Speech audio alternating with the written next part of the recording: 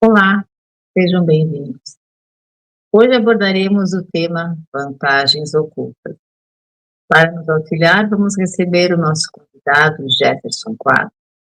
Seja muito bem-vindo, Jefferson. É uma ótima e sempre será a tua companhia aqui nesse nosso bate-papo. Olá, Rose, muito obrigado pelo convite. É muito bom podermos estar juntos aqui conversando um pouquinho sobre a doutrina espírita. Sempre tão esclarecedor, né? E dizem, Jefferson, que se Deus permite que dificuldades surjam em nossas vidas é porque ela tem um lado bom. Isso é uma verdade? Todos nós já passamos por situações difíceis, né, Rose? Eu não tenho dúvida disso. Eu já passei, tenho certeza que tu já passou também, e os amigos que nos assistem provavelmente também. E é bem provável que outros momentos desafiadores venham a acontecer nas nossas vidas. É importante a gente lembrar que tudo acontece por um motivo. Como nos ensina a ciência, todo efeito provém de uma causa. As dificuldades são o efeito de uma causa que precisamos identificar. E a identificação nem sempre será uma tarefa fácil, pois, como nos ensina a doutrina espírita, nós somos espíritos imortais. E todos temos um passado que repercute em nossas vidas. O ponto que eu quero chegar com essa afirmação, Rose, é que muitas causas das dificuldades da reencarnação atual são provenientes de reencarnações pregressas do nosso passado. Mas não podemos esquecer que outras causas podem ser consequências dos abusos que a gente faz na presente reencarnação. Nesse ponto, nós precisamos refletir sobre a sabedoria divina e sobre a sua atuação na nossa existência, promovendo oportunidades de educação e também de transformação moral por meio da reencarnação e também das provas e expiações que a experiência da vida física oportuniza. O projeto reencarnatório idealizado para cada indivíduo leva em conta as necessidades morais e também os quesitos mais importantes a serem trabalhados para promover a evolução que se faz necessária. Como a gente encontra exposto lá em O Livro dos Espíritos, na resposta à questão 258, nós, via de regra, participamos da organização do projeto reencarnatório, exercendo ali nessa situação o nosso livre-arbítrio e escolhendo as provas com as quais nós pretendemos nos reabilitar perante a própria consciência e também para com a justiça divina. Lembrando disso, não dá para a gente reclamar da vida, né? Pois nós mesmos solicitamos a Deus as dificuldades pelas quais nós estamos passando. E eu lembro também que, aos nossos espectadores, né, eu lembro também que nós podemos nos perguntar, por que Deus permite as dificuldades? Deus permite porque sabe o efeito positivo que as dificuldades podem trazer para a eternidade que nos aguarda. Indo ao encontro disso, o Espírito Emmanuel afirma que o obstáculo, lá no dicionário da realidade, em muitas ocasiões expressa apoio invisível para que não descambemos na direção das trevas. Essa citação do Emmanuel está lá no capítulo 24 do livro Rumo Certo. O nome do capítulo é Vantagens Ocultas, que é o tema da nossa conversa aqui, psicografado pelo Chico Xavier.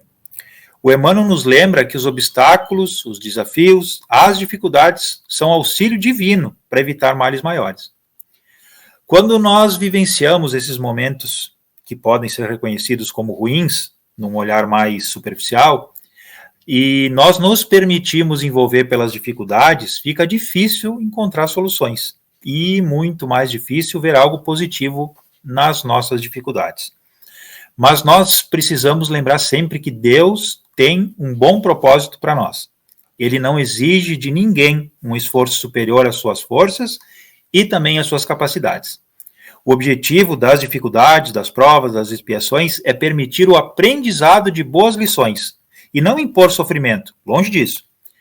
Então, amigos e amigas, as dificuldades sempre têm um lado bom, que será alcançado quando nós enfrentarmos com coragem e fé, fazendo o nosso melhor, buscando vencer os desafios, sem queixas e reclamações. Como diz o nosso amigo Emmanuel, no mesmo capítulo 24 do livro Rumo Certo, nossas provas nossas bênçãos. E pensando como espíritos imortais que nós somos, pode ser que, algumas vezes, o efeito positivo das dificuldades possa não ser notado de pronto, mas com certeza deixará bons resultados para a eternidade. Desafiadora essa fala de Emmanuel, né, Jefferson? Muito. E me diz uma coisa, o que fazer para não perder, então, a coragem nesses momentos difíceis? Olha, Rose, cada um de nós enfrenta os momentos difíceis do seu jeito. Lembrando que cada situação terá da nossa parte uma reação diferente, né? Dependendo de muitos fatores, alguns íntimos, outros externos.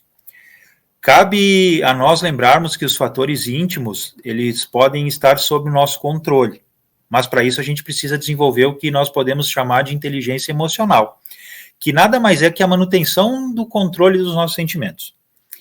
Para alcançar esse ponto da inteligência emocional, nós precisamos conhecer a nós mesmos, para entender os nossos pontos fracos, trabalhando eles intimamente, e também precisamos conhecer os nossos pontos fortes, as nossas virtudes, as nossas qualidades, para que na hora difícil eles sejam a nossa base de apoio.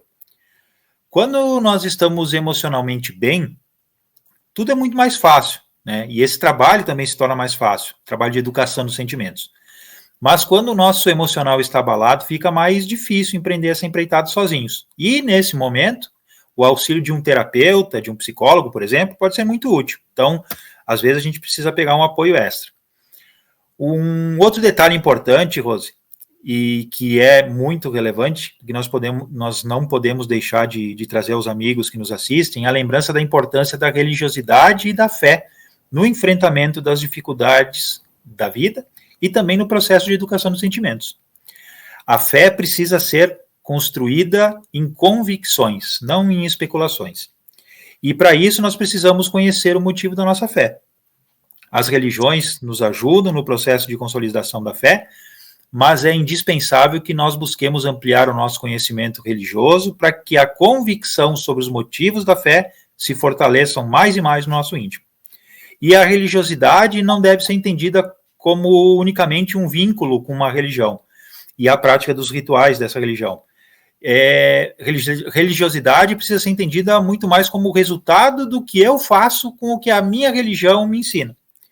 Então, a doutrina espírita nos prescreve, Rose, que Jesus é sempre o nosso modelo e guia. E entendendo esse modelo e guia, o modelo é aquele que nós devemos imitar. E o guia é aquele que nós devemos seguir. Então, tendo Jesus por modelo, nós devemos imitar os seus exemplos no nosso dia a dia. E vendo Jesus como nosso guia, nós devemos seguir os seus conselhos, que estão gravados lá no Evangelho, a todo instante. E nos baseando no guia Jesus, a primeira lembrança que eu trago aos amigos é uma das afirmações do Cristo lá no Sermão da Montanha. Bem-aventurados os aflitos, pois serão consolados. Notemos nesse trecho, né, que Jesus prometeu consolo, não soluções prontas. E o consolo prometido pelo Cristo é para aqueles de nós que conseguimos bem sofrer. Bem sofrer pode parecer uma expressão fantasiosa para alguns de nós, mas quem pensa assim ainda não compreendeu a função da dor nas nossas vidas e não crê completamente nas promessas de Jesus. E isso não é um problema, amigos. Somos seres ainda imperfeitos e Deus compreende a descrença que temos sobre certos assuntos.